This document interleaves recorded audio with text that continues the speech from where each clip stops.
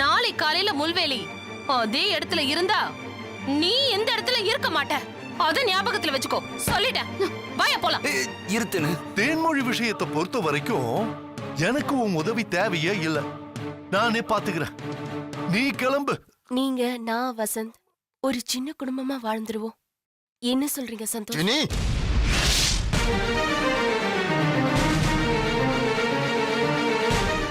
லக்ஷ்மி, நீ வேலையே எடுக்க வேண்டாம்.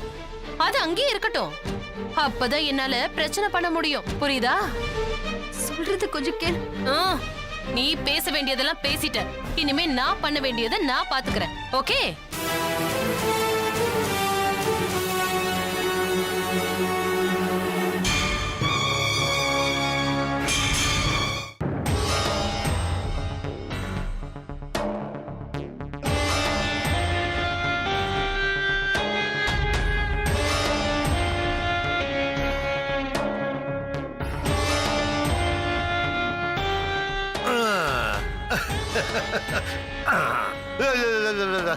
அடுத்த சரவடிய பத்த வச்சாச்சு. இனிமே அது எந்த திசையில வெடிக்க போகுதோ வேடிக்கை பாக்குறத தவிர உன்னால ஒண்ணுமே பண்ண முடியாது.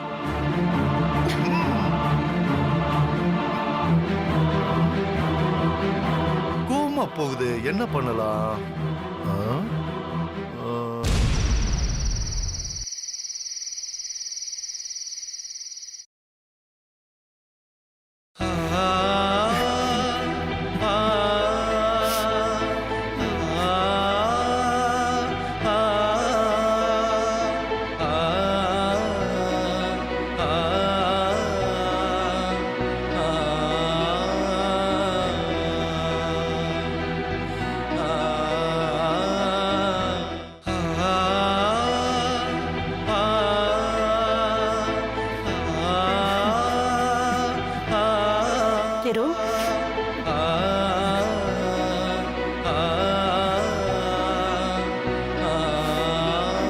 தம்பி, எப்ப பார்த்தாலும் அழுதுகிட்டே இருந்தா எப்படிடா?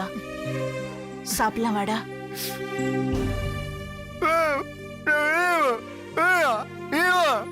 திரு, நான் உன்னை டிஸ்டர்ப் பண்ண விரும்பலடா. கொஞ்சமா சாப்பிட்டுட்டு வந்து அப்புறம் படுத்துக்கடா. ஏய் வா, அடம் பிடிக்காத வா, சாப்பிடலாம் வா. டேய் டேய் சாப்பிட்டுட்டு திரு திரு அடம் பிடிக்காதடா, சாப்பிடுடா.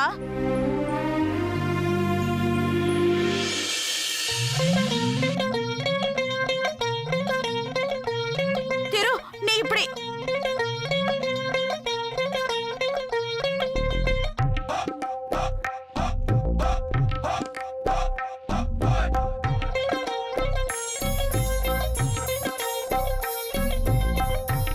தம்பி, நீ சாப்பிடலனா நானும் சாப்பிட மாட்டேன்டா.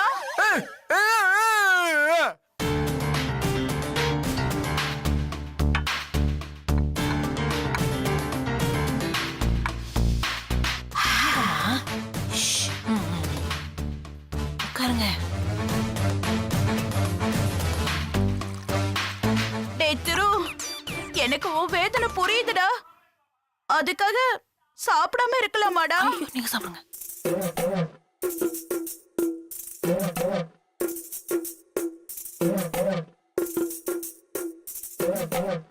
டேய் தம்பி, உன்னால நானும் சாப்பிடாம பட்னியா இருக்கேன்டா.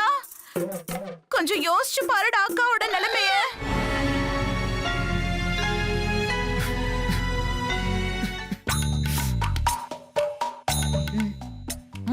என்னைக்கு சத்த கோழி இது?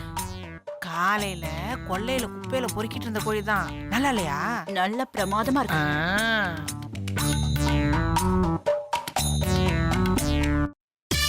டேய் திரு, நான் கூப்பிட்டுட்டே இருக்கேன், நீ பேசாம இருக்கியே. அக்கா பட்னியா கிடந்தா உனக்கு பரவாயில்லையாடா?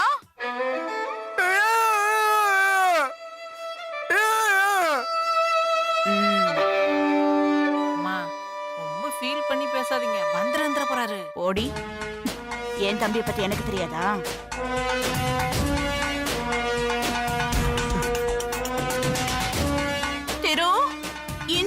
நம்ப வச்சு கழுத்து அறுத்துட்டான்னு நீ துடிச்சுக்கிட்டு இருக்கடா.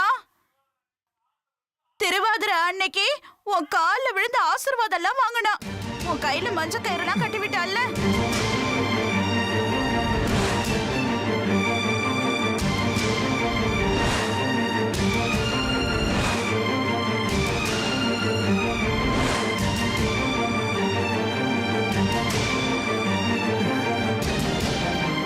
அப்புறம் அருளோட ஃப்ரெண்ட்ஷிப்பை வேற கட் பண்ணிட்டேன்னு சொன்னான்.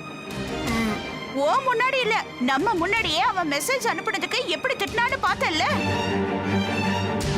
எல்லாம் நாடகம்டா.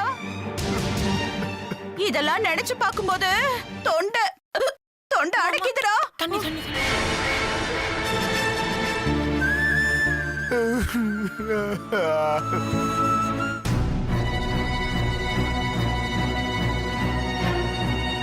திரு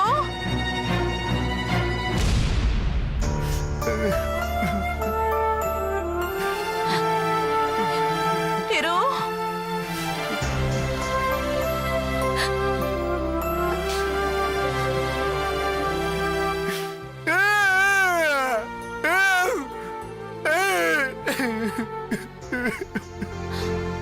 டேய் தம்பி, இந்த கண்ணீருக்கு பின்னாடி இருக்கிற வலி உனக்கு தெரியாது. இதுக்கெல்லாம் நீயும் காரணம் இல்ல, நானும் காரணம் இல்ல. கார தள்ளி போட்டு வச்சிருக்கேன், நாக்கு எரியுது.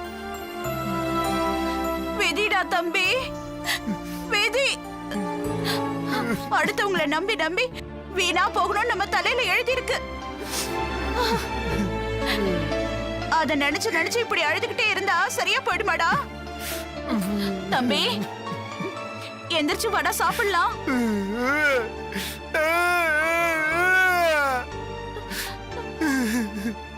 சரி, நான் உன்னை தொந்தரவு பண்ணல. உனக்கு தோணும் போது வா.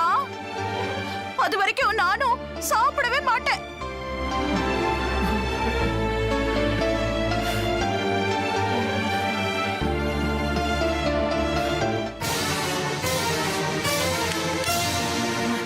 இன்னும் கொஞ்சம் சாப்பிடுறீங்களா? போதுமா? வயிறு ஃபுல்லா அடிச்சு நிறைய சாப்பிட்டேன். அம்மா தம்பி பாவம். எனக்கு மட்டும் மனசாட்சி இல்லையா? பாவம் தான். வேற வழி? நான் இந்த மாதிரி செய்யலன்னு வச்சுக்கோ, அவன் இருக்க வேண்டிய இடத்துல நான் இருக்க வேண்டி வரும்.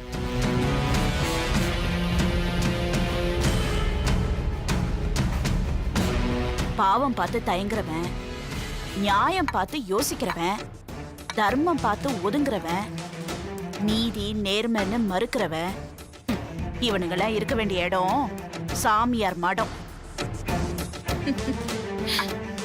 இடுப்புல கோவனம், கையில திருவோடு, நெத்தியில பட்டை, வாழ்ந்து முடிச்சுட்டு அப்படியே போயிட்டே இருக்க வேண்டியதுதான். லௌகீக வாழ்க்கைன்னு வந்துட்டா நீதி நேர்மை நியாயம் தர்மம்னு எல்லாத்தையும் நம்ம வசதிக்கு ஏத்த மாதிரி மாத்திக்கணும். புரியுதா?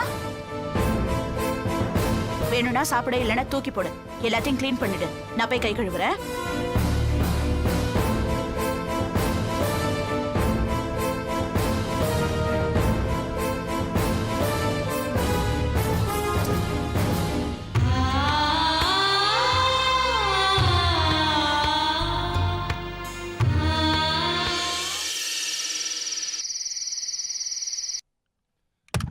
தேனு,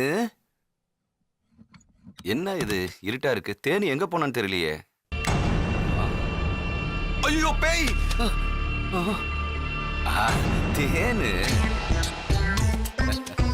உன்னை பார்த்து நான் பயந்தே போயிட்டேன் தேனு.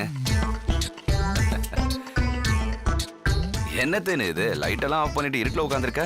இந்தா உனக்கு பிடிச்ச ஜாங்கிரி வாங்கிட்டு வந்திருக்க. இந்தா சாப்பிடு. ஜாங்கிரி? என்ன தேனு இது? ஏன் இப்படி கோவப்படுற? நாட்டாம விட்டு சோத்துல கொழுப்பு அதிகம்னு அவளை பார்த்து தெரிஞ்சுக்கிட்டேன். உப்பு கம்மின்னு இப்ப ஒன்ன பார்த்தா தெரியுது. தேனு, தேவையில்லாத விஷயத்தெல்லாம் மண்டையில போட்டு நீ இப்ப டென்ஷன் ஆயிட்டு இருக்காத. இந்த வீட்டுக்கு மூத்த புள்ளையா பிறந்துட்டு இப்படி வேலைக்கார மாதிரி இருக்கியே, அது நினைச்சு ஒரு நாளாவது நீ வருத்தப்பட்டிருக்கியா? வருத்தப்பட்டு என்னாக போகுது தேனு? முருகா முருகா, இந்த முண்டத்தை கட்டிக்கிட்டு நான் படுற பாடு இருக்கே. ஏய்யா, உண்மையிலேயே இந்த வீட்ல என்ன நடக்குதுன்னு உனக்கு புரியுதா?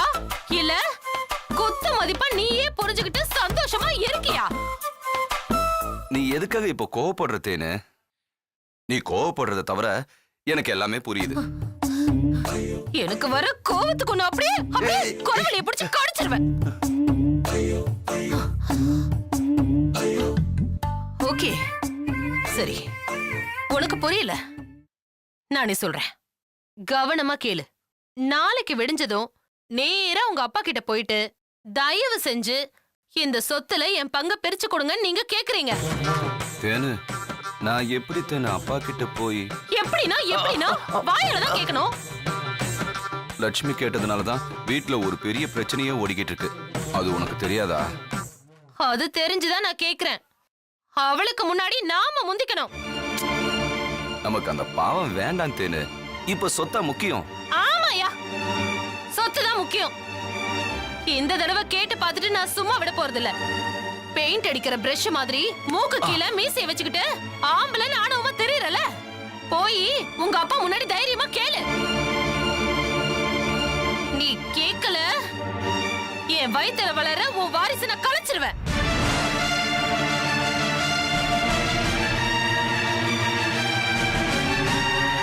தேனு, ஒரு வார்த்தைக்காக கூட இப்படி சொல்லாத தேனு. என் மனசு ரொம்ப வலிக்குது. வலிக்குதுல, நல்லா வலிக்குதுல. வார்த்தைக்காக நான் சொல்லல, நான் சீரியஸா சொல்றேன். நீ கேக்கல, நான் நிஜமாவே கலைச்சு.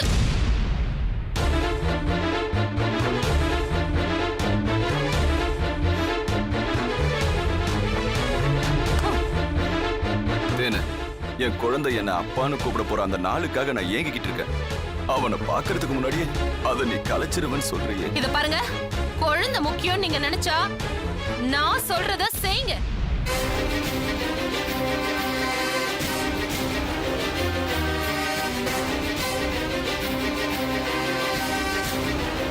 என்ன யோசிக்கிற?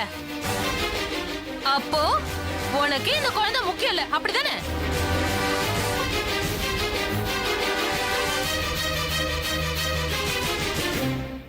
சரி தேனு, என் குழந்தைக்காக நான் இதை செய்யறேன்.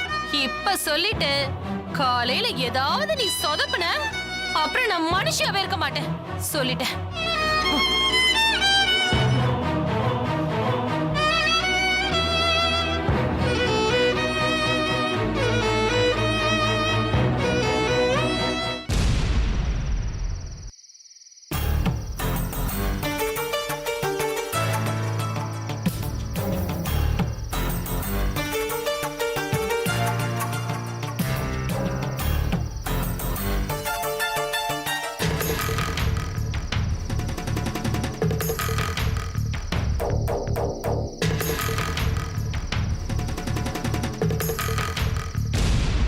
ரெண்டு பேர்ல யாரு முதல்ல வாயை திறக்க போறீங்க?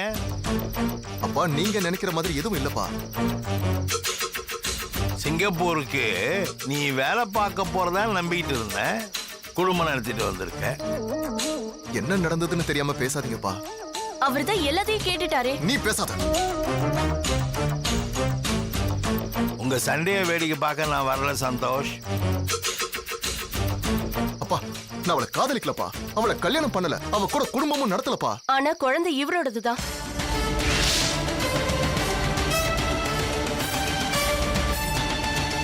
அப்பா, அது அவ சொல்றது உண்மையா? தெரியலப்பா. என்னால நிரூபிக்க முடியும். என்ன கொஞ்சம் பேச விட்டீங்கன்னா நான் எல்லாத்தையும் சொல்லிடுவேன்.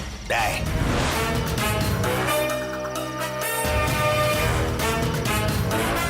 அதே பழக்கம்,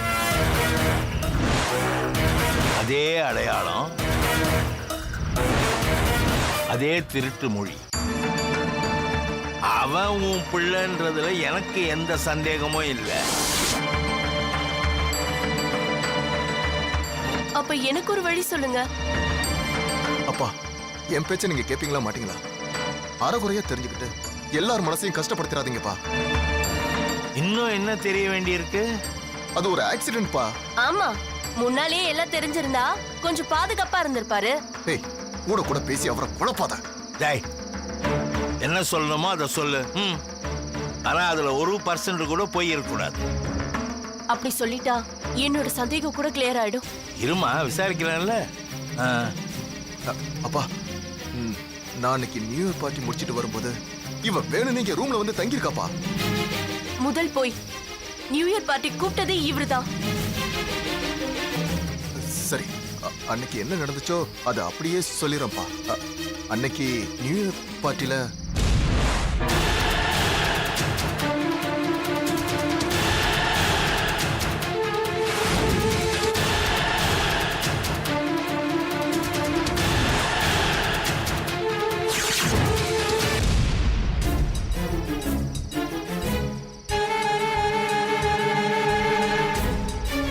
இதுதான் நடந்தது.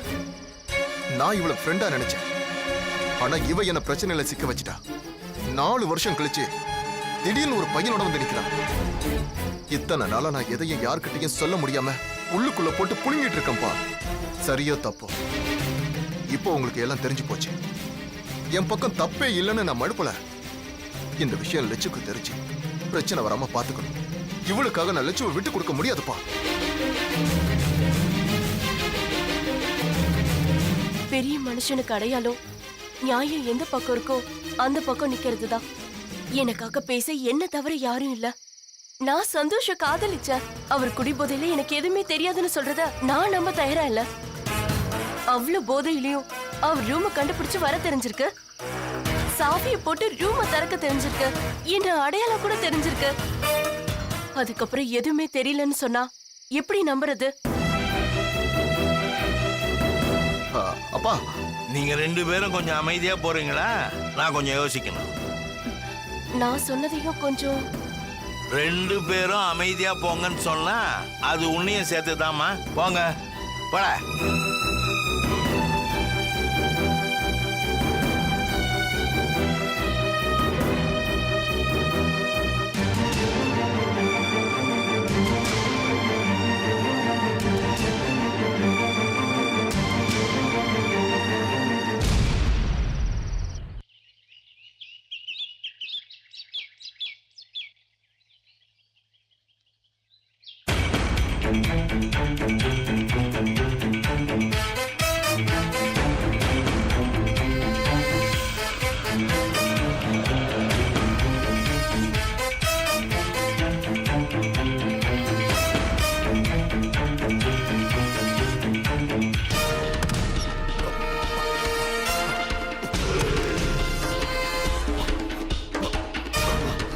வணக்கம் தம்பி.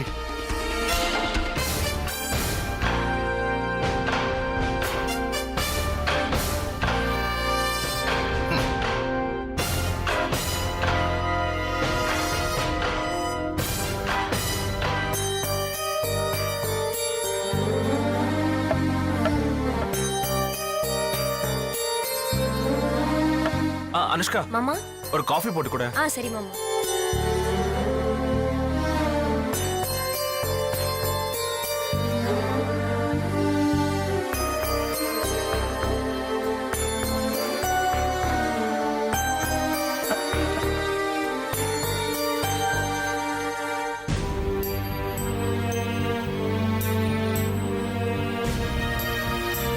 என்னன்னு டல்லா இருக்கிற மாதிரி இருக்கு? இல்லடா அதெல்லாம் ஒண்ணு.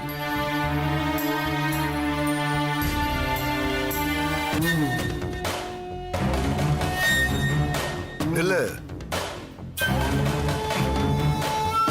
உன் புருஷன் உன் கையால காஃபி கூட குடிக்கிறது இல்லையாமே.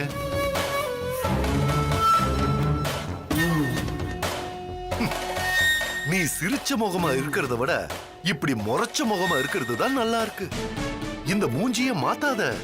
இன்னும் கொஞ்ச நேரத்துல நாட்டாம வீட்ல இருந்து கிளம்புவாரு. அவரு வீட்டு வாசப்படிய தாண்டறதுக்கு முன்னாடி நீ ஓடி போய் இதே முகத்தோட நின்னு சொத்து மேட்ர பைசல் பண்ணிட்டு அதுக்கப்புறம் எங்க வேணா போங்கன்னு கட் அண்ட் ரைட்டா சொல்லிடு. சொல்லலனா உனக்கு பதிலா அந்த வேலைய என் தம்பி தங்கவேல் செய்வான். நேத்து தேன்மொழி மனசுல விதைச்ச விதை ஒரே நாள்ல முளைச்சு வேர் விட்டு மரமாகி இன்னைக்கு இந்த வீட்டையே 2ஆ பொளக்கிறதுக்கு தயாராயிடுச்சு.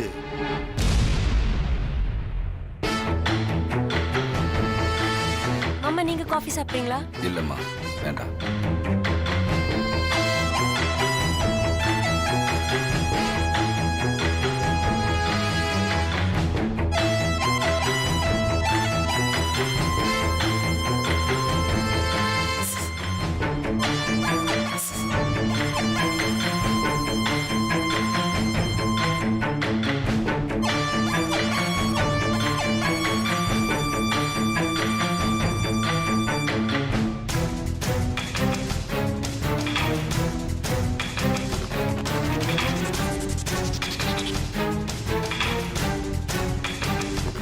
நாட்டாம கிட்ட சொத்தை பிரிச்சு கேட்கறதுக்காக தங்கவேல் ஹால்ல வெயிட் பண்றான்.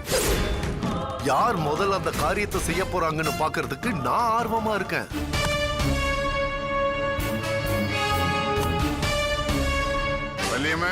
நாட்டாம வந்துட்டாரு, போய் பாரு.